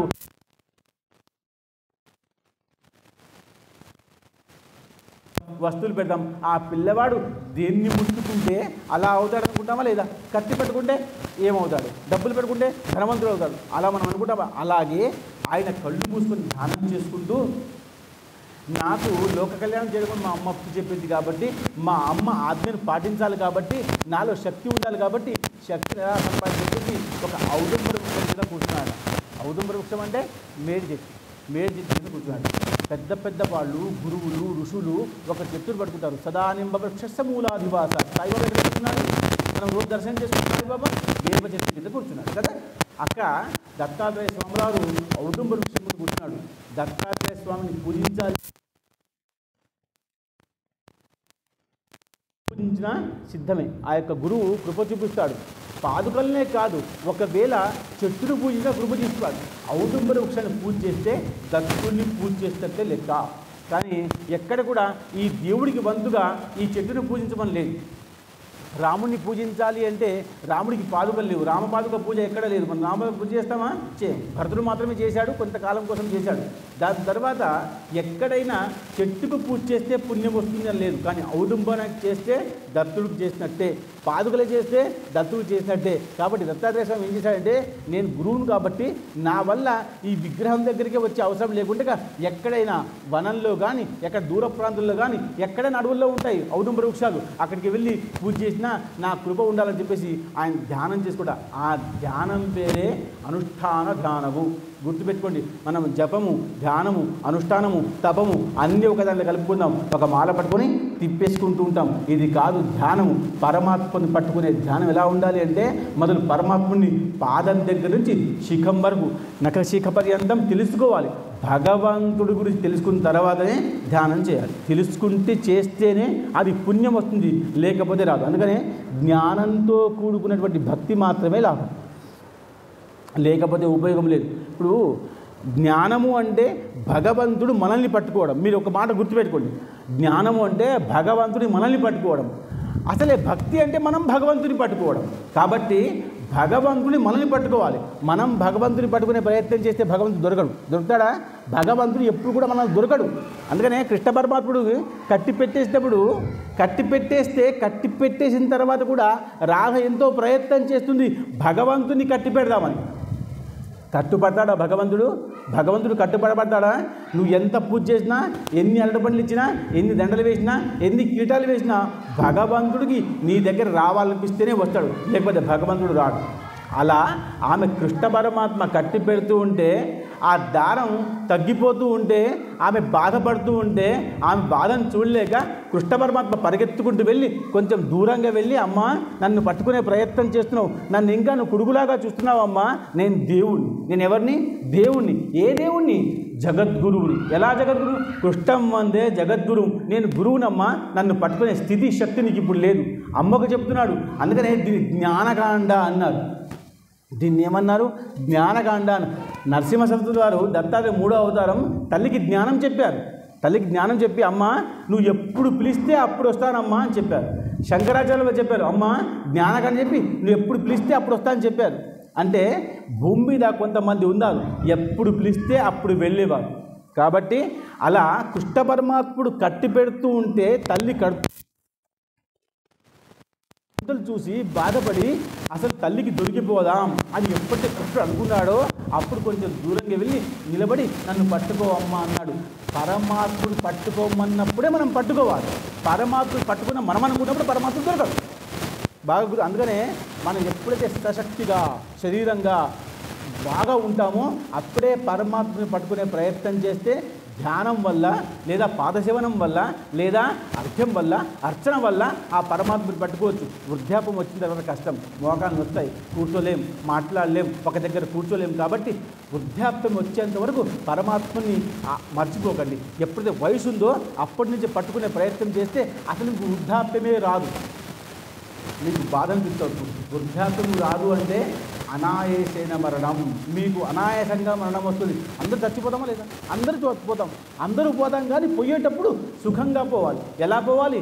నీ మీద ఎవరికి జాలి రాకూడదు, నిన్ను చూసి బాధపడకూడదు. అయ్యో ఈమె ఇలా అయిపోయింది ఏమిటని నీ బట్టలు ఎవరు మార్చకూడదు, నీకెవరు నీళ్లు పోయకూడదు, నీకెవరు నీళ్ళు తాపకూడదు, నీకెవరు స్నానం పోయకూడదు. నీది నువ్వే అన్నీ చేసుకుంటూ పరమాత్మని ధ్యానం చేసుకుంటూ చచ్చిపోవాలి. అందరూ చచ్చిపోవడమే. పెద్దవాళ్ళు చచ్చిపోతారు, రాజులు పోతారు, మూర్ఖులు పోతారు, అందరూ పోతారు. కానీ నువ్వు పోయేటప్పుడు అనాయాసన మరణం వినా దైన్యన జీవనం దేహిమే తమ సాన్నిధ్యం దేహిమే పరమేశ్వర. పరమేశ్వర నిన్ను జ్ఞాపకం చేసుకుంటూ నేను చచ్చిపోవాలి, నేను సుఖంగా చచ్చిపోవాలి, నా మీద ఎవరు జాలి పడకూడదు అభయ అని చెప్పి పరమాత్మ చెప్పుకుంటూ చచ్చిపోవాలి. చచ్చిపోవడం సహజం, కానీ ఆ చావుని 10 మంది గుర్తుంచుకోవాలి. పోయాడ్రా మంచిగా అయిపోయింది అనుకోకూడదు మన గురించి. అలా బ్రతకాలి. అది బ్రతుకు కదా. ఇంత బ్రతికి 80 సంవత్సరాలు లక్షల జీవాల తర్వాత మళ్ళీ వస్తుంది జీవితం. మనుషులు ఇప్పుడు వస్తుందో మళ్ళీ రాదు. ఎప్పుడు వస్తుందో ఏమో, అసలు వస్తుందో రాదో తెలియదు. 24 లక్షల జీవితం తర్వాత మనుషులు వస్తుంది మనకెందుకు? కాబట్టి మనం మన కర్మ చేస్తాం. అందుకనే మన పిల్లవాడు, మీరందరూ వినిపెట్టుకోండి, ప్రవచనం వింటే ఏమవుతుందంటే మన పిల్లవాడు మనతో శత్రుత్వం చేస్తున్నాడు అంటే గత జన్మలో మనం పాపం చేసి ఉంటామని అర్థం. మన ఇంట్లో మనకు భోజనం దొరకడం లేదు అంటే మనం గత జన్మలో పాపం చేసి ఉంటామని అర్థం. ఇప్పుడైనా కదా మనం మంచి చేస్తే మనకు గత జన్మ కాదు, ఈ జన్మలోనే సుఖం సంపద దొరుకుతుంది. ఎప్పుడో నరకము ఉంది అని అనుకోకూడదు. ఇక్కడే నరకము, ఇక్కడే సుఖం అనుభవించాలి. ఇది సుఖం. ఇప్పుడు మన దగ్గర తినడానికి బాగా ఉండి మనం తినలేకపోతున్నామంటే నరకం కదా. మన దగ్గర అన్ని వస్తువులున్నాయి, శ్రీమంతంగా ఉన్నాం, బాగా పెద్ద ఐశ్వర్యం ఉంది, కానీ తినలేకపోతాం, రోగం ఉంది లోపల, నరకమే కదా. కాబట్టి ఈ నరకాన్ని, ఈ సుఖాన్ని, ఈ సంతోషాన్ని ఇక్కడ అనుభవించేవాళ్ళు. ఇక్కడ అనుభవించిపోతేనే భగవంతుడు జ్ఞానం ద్వారా మనలో ఉన్న కల్మషమంతా తీసేసి మనకు వచ్చే జన్మ మంచికి ఇస్తాడు. మనకు వచ్చే జన్మ అంటే మన మనమడు బాగుండాలి, మన కొడుకు బాగుండాలి, మన కళ్ళ ముందర వాడు బాగా ఎదిగితే అది పుణ్యం. వాడు కష్టపడుతూ ఉంటే మనం చేసిన పుణ్యం అంతా వృధా అవుతుంది కదా. కాబట్టి వృధా అవుతున్న విషయాన్ని జ్ఞానం ద్వారా సమృద్ధిగా చేయాలి. అది జ్ఞానావతారం. కాబట్టి ఆయన చెట్టు కింద కూర్చున్నాడు, ధ్యానం చేస్తున్నాడు. చేస్తుంటే దత్తాత్రేయ స్వాముల వారికి చెట్టు కనబడింది. అది ఔదుంబర వృక్షము. ఔదుంబర వృక్షానికి ఎప్పుడు పువ్వులు గుర్తుపెట్టుకోండి, ఎప్పుడు కూడా దానికి ఒక్కసారి పువ్వు అయిందా గొప్ప విషయం. ఎప్పుడైనా పువ్వు అయిందంటే చాలా గొప్ప విషయం. బ్రహ్మకమలం ఎలా ఉంటుందో అలా ఔదుంబర కమలం ఉంటుందట. కాబట్టి జీవితంలో, శాస్త్రంలో, పుస్తకాల్లో చాలా గొప్ప విషయాలు చెప్పారు. మనకు పుస్తకాలు చదివిన శక్తి లేదు, చెప్పినప్పుడు వినడానికి రండి. ఎక్కడైతే బ్రాహ్మణుడు చెప్తాడో అక్కడ ఖచ్చితంగా పరిగెత్తుకుంటూ రావాలి. 10 మందిని ప్రచారం చేసి పిలిపించాలి. ఎందుకు అంటే మీరు టీవీలో చూసే ప్రవచనం వల్ల మీకు జ్ఞానం వస్తుంది, కానీ పుణ్యం రాదు. టీవీలో గులాబ్ జామ్ వస్తుంది, తింటామా? ఎంత అందంగా ఉంటుందో అది గులాబ్ జామ్, తినబుద్ధి అవుతుంది. అక్కడ దాకా తింటామా? తినలేం కదా. అలా బ్రాహ్మడు చెప్తున్నప్పుడు వినడం వల్ల జ్ఞానంతో పాటు పుణ్యం వస్తుంది. కాబట్టి బ్రాహ్మడు చెప్పిన దగ్గరికి వెళ్ళాలి. చాలామంది ఫోన్లలో చూసుకుంటూ జ్ఞానం సంపాదించుకో, ఆ జ్ఞానం వల్ల పుణ్యం రాదు. పుణ్యం రాకపోతే వృధా. మనిషికి పుణ్యము పాపము రెండు కూడా తెలిసి ఉండాలి, తెలిస్తేనే జ్ఞానం. అలా చెట్టు కింద కూర్చుంటే ఆ ఔదుంబర వృక్షం ఆయనకు కనబడిందట. ఆ కనబడ్డ ఔదుంబర వృక్షాన్ని ఆయన దగ్గర తీసుకొని, ఈ చెట్టు కింద ఎవరైతే అనుష్ఠానం, జపం, తపం చేస్తారో అందరికి కూడా మోక్షమే. నేను ఒకే దగ్గర ఉండను కాబట్టి, చెట్టు ఎక్కడైనా పెట్టుకోవచ్చు. కాబట్టి బాగా గుర్తుపెట్టుకోండి, నేను ఎక్కడైనా ఉండవచ్చు. నేను శ్మశానంలో ఉండవచ్చు. ఆయనకి ఏమంటారు మరి? కాశీ స్నాన జప ప్రతిదివసి కోల్హాపుర భిక్షేసి నిర్మల తుంగ జలప్రాసి నిద్ర మాహుర దేశి అని కదా. చాలా వెళ్తూనే ఉంటాడు ఆయన. ఎక్కడ ఒక్క దగ్గర ఉండేవాడు కాదు ఆయన. ఒక్క దగ్గర ఉండేవాడు గురువు కాదు కాబట్టి కదా. ఇక్కడ ఈమెను బాగు చేయాలి, మళ్ళీ ఇక్కడి నుంచి వెళ్ళి ఆమెకు బాగు చేయాలి, మళ్ళీ ఆమె ఒక్క దగ్గర ఉండడు. కానీ ఒకే దగ్గర ఉండే చెట్టు, ఆ చెట్టే ఔదుంబరం. ఔదుంబరం చెట్టు పెట్టుకొని మనం ధ్యానం చేస్తే జ్ఞానం వస్తుంది. ఆ ధ్యానం వల్లే వచ్చే జ్ఞానము జీవితంలో అందరికీ పనికి వస్తుంది. కాబట్టి ఆ చెట్టును పూజించి దాని తర్వాత జ్ఞానం మన లోపలికి రావాలి అంటే ఆ బ్రహ్మ, విష్ణు, మహేశ్వరుడు ఎలా అయితే ఆ యొక్క భార్య మాటలు వెళ్ళి కిందికి వచ్చి ఆమె సత్వపరీక్ష చేశారో, అప్పుడు భయపడిపోయి చిన్నపిల్ల వాళ్ళగా అయిపోయారో, ఆ అవతారమే దత్తావతారంగా మారిపోయిందో, ఆ అవతారం నుంచే ఒకరు బ్రహ్మ. ఇప్పుడు మనం ఏమంటాం ఇక్కడ? బ్రహ్మ, విష్ణు, మహేశ్వరుడు యొక్క అవతారం అంటాం. కానీ బ్రహ్మ చంద్రుణ్ణి వదిలిపెట్టేసి వెళ్ళిపోయాడు. బాగా గుర్తుపెట్టుకోండి, ఒక విష్ణువు మాత్రమే మధ్యలో ఉన్నాడు. ఇక్కడ పక్క ఉన్నటువంటి వాడు శివుడు కాదు, దుర్వాసుడు. మనము అందుకనే దత్తస్వామి గురించి బాగా తెలుసుకోవాలంటే పూర్తిగా మూలం తెలుసుకోవాలి. ఇక్కడ ఉన్న 3 ముఖాలు బ్రహ్మ, విష్ణు, మహేశ్వరులు కాదు. బ్రహ్మ, విష్ణు, మహేశ్వరుల అంశంతో ఉన్నటువంటి వాళ్ళు. ఒక ముఖము చంద్రుడు, అంటే బ్రహ్మ చంద్రుడిలాగా మారి ఇక్కడ ఉండి వెళ్ళిపోయాడు.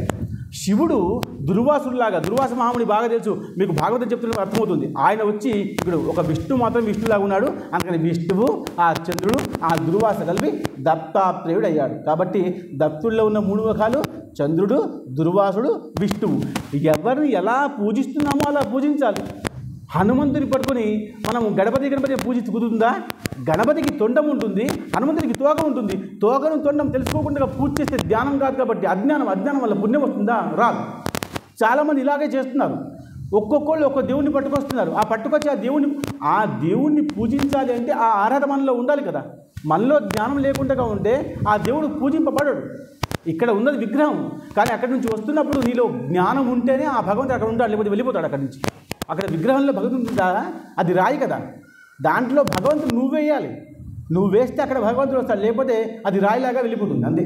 కాబట్టి దాంట్లో భగవంతుడు ఉన్నాడు నువ్వు విశ్వసిస్తేనే భగవంతుడు, లేకపోతే రాయే. తయారు చేసేందుకు రాయే కదా. తయారు చేసిన తర్వాత బ్రాహ్మడు దానికి అభిషేకం చేసిన తర్వాత అది శక్తి వస్తే అది భగవంతుడు, లేకపోతే ఎక్కడ భగవంతుడు? రాయే. కాబట్టి నీలో జ్ఞానం రావాలి అంటే అలా మొక్కాలి. అందుకనే జ్ఞానం అజ్ఞానం కంటే గొప్పదట. ఎందుకంటే మనం భగవంతుని పట్టుకోవాలి అనుకోవాలా, భగవంతుడు మనల్ని పట్టుకోవాలనుకోవాలా? భగవంతుడే మనల్ని పట్టుకోవాలి. గుర్తు అలా పట్టుకునేటట్టుగా మనం దూరం జరిపేస్తాం. అక్కడి నుంచి పిల్లవాడు వస్తున్నాడు, వాడికి చీమిడి కారుతుందంటే మనం పట్టుకుంటామా? పంపించాం. అందరు ఉన్నాడు సాయిరామ్ సాయిరామ్ సాయిరామ్ మనం పట్టుకుంటాం, అందరూ పట్టుకుంటారు. ఏనా ఎక్కడ ఉంటావు, కొత్తగా వచ్చావా, ఏ ఊరా నాయన లేని, ఎంత వయసు, మీ అమ్మ ఎక్కడ ఉంది అంటామా లేదా? ఎవరికి ఎవరైతే ఆకర్షించబడతారో అలా భగవంతుడికి మనం ఆకర్షింపబడాలి.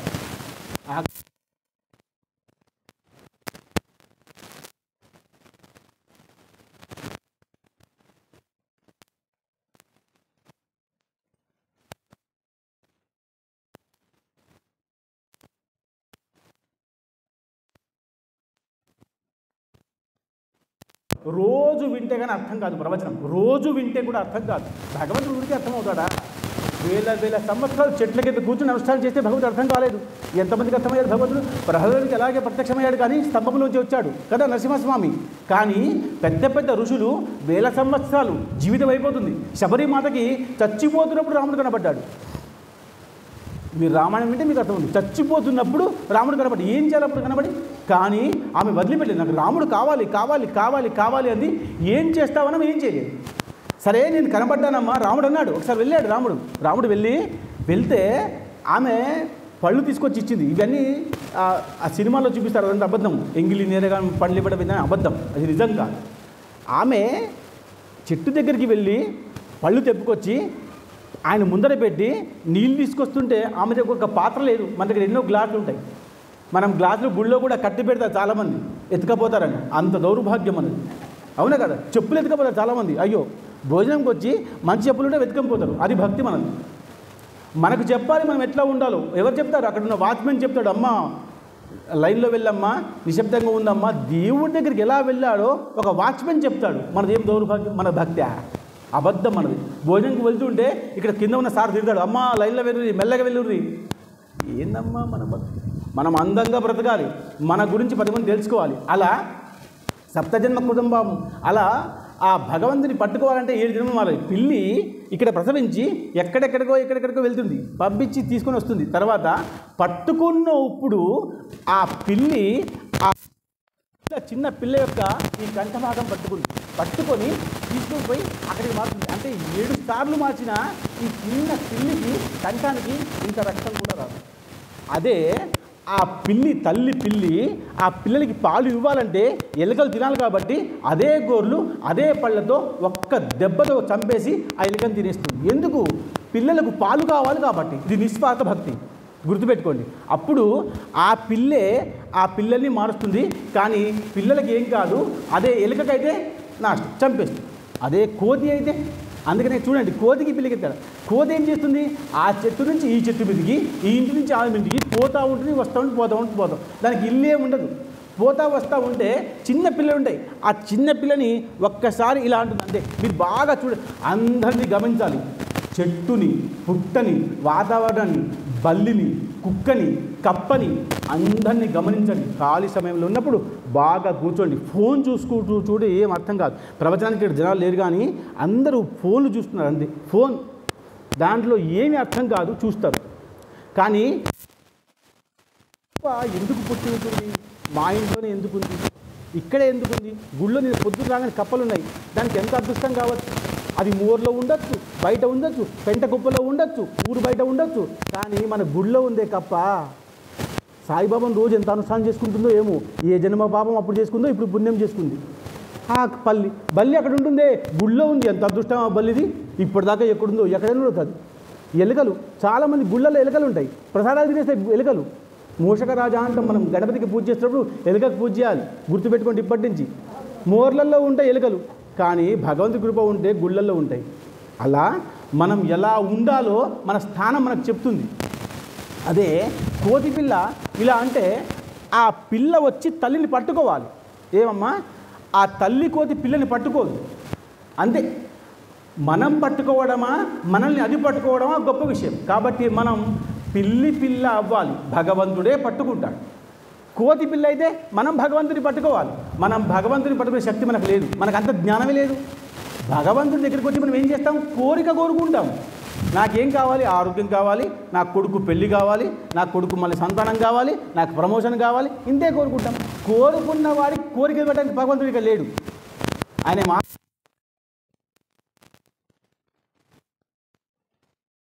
మళ్ళీ ఒక టెంకాయ కొడతాం. ఒక టెంకాయ కొట్టి నా కొడుకు ప్రమోషన్ రావాలి, వచ్చిందా నువ్వు దేవుడివే, రాలేదా నువ్వు దేవుడివే కాదు. అంతే కదా. మనం అంతా ఏం చేస్తాం రేపటి నుంచి గుడికి రావడం మానేస్తాం. ఏం చేస్తాం మనం? గుడికి రావడం మానేస్తాం. గుడికి రావడం మానేయకూడదు. ఇంకా ఇంకా పరీక్ష పెడతాడు, ఇంకా ఇంకా పరీక్షలు నెగ్గాలి.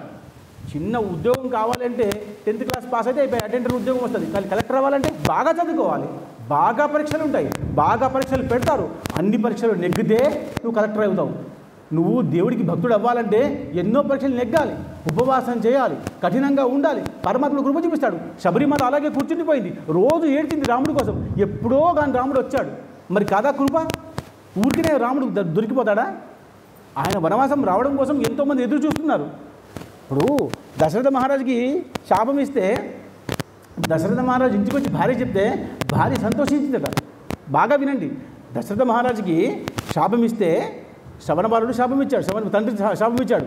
శ్రవణబాలుడు నీళ్ళు తీసుకుంటూ ఉంటే దశరథ మహారాజు పైనుంచి బాణం వేస్తే ఆ బాణం నీకు తగులితే వీళ్ళ తల్లులు అందరూ ఉంటే ఇక్కడికి వెళ్ళి ఏమయ్యా నా కొడుకుని చంపేసావు అంటే ఇంకా నేను అది ఏనుగనుకున్నాను చంపేశానంటే అప్పుడు వాళ్ళు అన్నారు, కాదు కాదు నేను కొడుకా అని ఎలా అయితే ఏడుస్తున్నానో అలాగే నువ్వు కూడా ఏడ్చుకుంటూ చచ్చిపోతావు రా అని శపిస్తే ఇంటికి వెళ్ళి చెప్తే భార్య సంతోషించింది.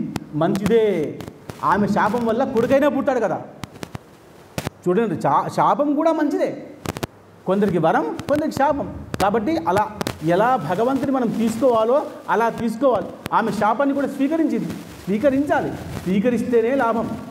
ఎప్పుడు కూడా దండన పూర్తి అయిపోతుంది. మన చేతుల్లోంచి ఫోన్ పడిపోయిందా, తల్లి కొడుతుంది, ఎన్ని దెబ్బలు కొట్టాలో ఫోన్ పల కొట్టేశాడు. ఎన్ని దెబ్బలు కొట్టాలి? ఉందా? పుస్తకం దగ్గర రాసింది? చరిత్రలో ఉందా? పురాణంలో ఉందా? లేదు. తల్లికి కోపం తగ్గేంత వరకు కొడతాడు. తల్లి ఎప్పుడైనా కొడుతుంది, తీసుకుంటుంది, ఆమె మళ్ళీ ముక్కు చూస్తుంది, ఆమె మళ్ళీ మొహం గడుగుతుంది, మళ్ళీ కదా. కాబట్టి తల్లి ప్రేమ కుపుత్రో జాయేత క్వచిదపి కుమాత.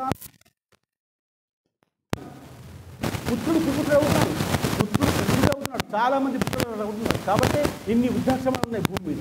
ఎందుకు వస్తున్నాయి వృద్ధాశ్రమం? ఏమైంది కొడుకులే?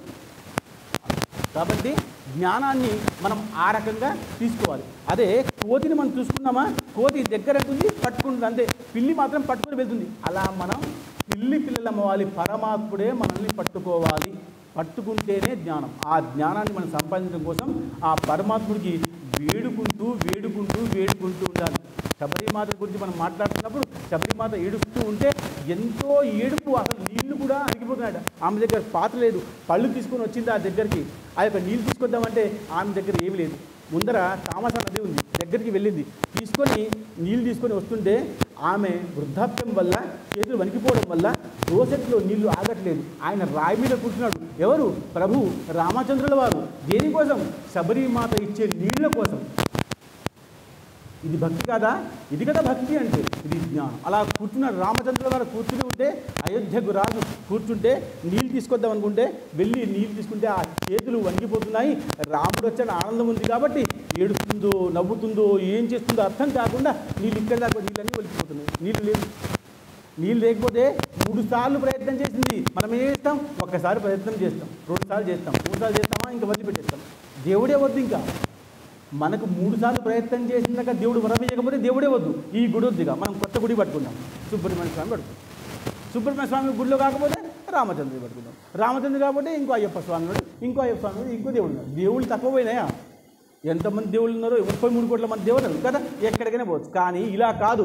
ఒక దేవుణ్ణి గట్టిగా పట్టుకొని ఆయన వరం ఇచ్చేంత వరకు, ఆయన ప్రత్యక్షమైన వరకు ఆయన్నే పట్టుకొని సాధన, దీక్ష, జ్ఞానము గుర్తుపెట్టి అదే జ్ఞానం. కాబట్టి ఆమె నీళ్లు ఆఖరికి తీసుకురాకపోతే నేను రామా నీకోసం కనీసం నీళ్లు కూడా ఇవ్వలేకపోతున్నాను, నువ్వు మహారాజువి కదా అని చెప్పేసి ఏడిస్తే ఆ కళ్ళలోంచి నీళ్లు పడి ఆ పాదం మీద పడ్డాయట. ఆ పాదం మీద పడ్డ నీళ్లు చూసి నువ్వు నాకు నేత్రాభిషేకం చేశావు కదా, గొప్పతనం ఏం కావాలి చెప్పంటే ఇంకా నాకేమొద్దు.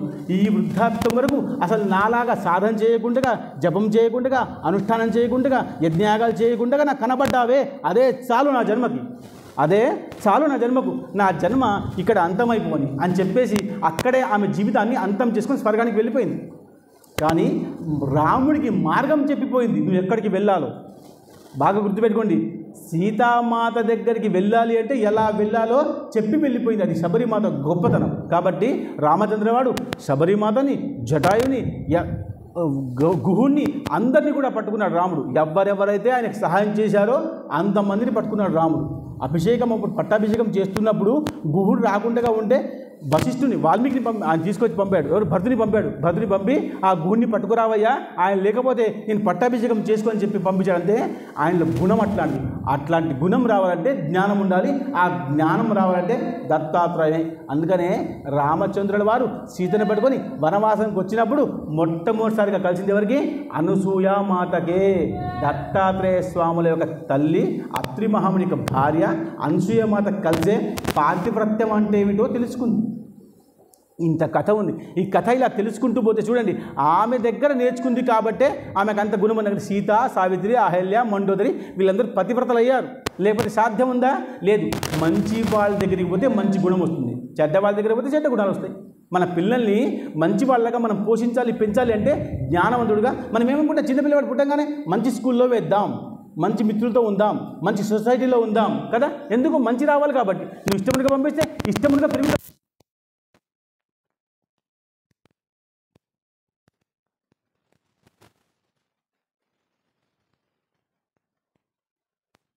చూడాడు కాబట్టి నేను కూడా చూడండి కళ్ళు మూసుకుంది.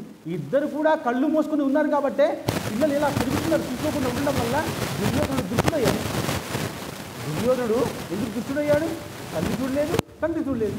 తల్లి తండ్రి యొక్క దృష్టి ఉంటేనే సాధ్యం. అందుకనే జ్ఞానం లేకపోతే కుదరదు.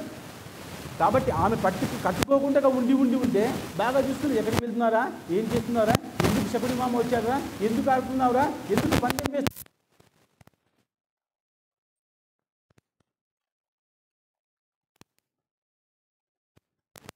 ప్రేమ. భర్త మీద గౌరవం, పిల్లల మీద ప్రేమ. భర్తను గౌరవించాలి, పిల్లల్ని ప్రేమించాలి, కానీ దండించాలి కూడా. దండన లేకుండా పిల్లలు సాధ్యం కాదు. తప్పు లేదు. గురువు గారు కొడతారు. గురువుగారు ఇప్పుడు స్కూళ్ళల్లో కొట్టట్లేదు, కానీ అప్పట్లో కొట్టేది బాగా. అప్పుడు కొట్టిన వాళ్ళు ఇప్పుడు బాగున్నారు. ఇప్పుడు దెబ్బతిన్న వాళ్ళు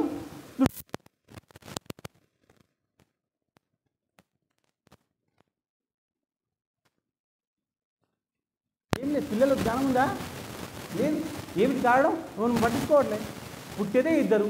అప్పుడు ఎలా ఉండేది? అష్టపుత్ర సౌభాగ్యవతి భవ, 8 మంది పుట్టేది. ఇప్పుడు పోషించడానికి మనకు అర్హత లేదు కాబట్టి, స్థాయి లేదే కాబట్టి మనం పెంచట్లేదు. కానీ వేరే జాతుల వాళ్ళు పుట్టిస్తున్నారు. 8 మంది 10 మంది పుడుతున్నారు వాళ్ళకి. మనకుందా? మనకి ఏమొద్దు, మనకు జ్ఞానమే వద్దు. లేదు. వల్ల మన గుళ్ళో ఇంత పెద్ద కార్యక్రమం ఉంది, ఎవరిది? దానికి కారణం ఏమిటి? మాకు అంతా తెలుసు. ఇది అజ్ఞానం. అంతా తెలుసు అనుకోవడం అజ్ఞానం. నాకు ఏమి ఇంకా తెలియదు, నేను ఇంకా తెలుసుకోవాలని జ్ఞానం. ఇంకా తెలుసుకోవాలి. ఎంతో ఉంది భూమి మీద. కాబట్టి మనం జ్ఞానాన్ని పెంచుకునే ప్రయత్నం చేయాలి. ఈరోజు మనం దత్త అవతారం యొక్క ప్రతిష్ట, దత్తవుడు ఎలా పుట్టాడనే విషయం తెలుసుకున్నాం. మనం రేపు శ్రీపాద శివల్లభ తర్వాత గురువు యొక్క విషయం తెలుసుకునే ప్రయత్నం చేద్దాం. మీరు నలుగురు వచ్చారు, ఈ నలుగురు ఇంకో నలుగురు పట్టుకొచ్చే ప్రయత్నం చేయండి. ఇదే ప్రసాదం. గురువారం ఇచ్చేది ప్రసాదం కాదు. నేను మైక్లో చెప్తున్నాను, గురువారం ఇచ్చేది ప్రసాదం కాదు. జ్ఞానంతో కూడుకున్న ప్రవచనమే తీర్థంతో సమానం. ఇది జ్ఞాన తీర్థము. ఇక్కడ ఒకసారి ఎక్కితే జీవితాంతం పనికొస్తుంది. మీరు ఏం తీసుకున్నా పొద్దున వెళ్ళిపోతుంది. మీరు ఏ ప్రసాదం తీసుకున్నా పొద్దున వెళ్ళిపోతుంది. కానీ ఇక్కడ ఒకసారి తట్టిందా ఇంకా జీవితాంతం ఉండిపోతుంది. మనకు తప్పు చేయాలి అని అనిపించదు.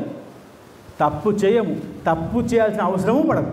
అది జ్ఞానం. కాబట్టి మనం రేపటి సందర్భంలో మంచి విషయం తెలుసుకునే ప్రయత్నం చేద్దాం. గురు బ్రహ్మ గురు విష్ణు గురుదేవో మహేశ్వర గురు సాక్షాత్ పరబ్రహ్మ తస్మై శ్రీ గురవే నమః. లోకాత్ సమత్సాత్ సుఖినో భవంతు. స్వస్తి స్వస్తి.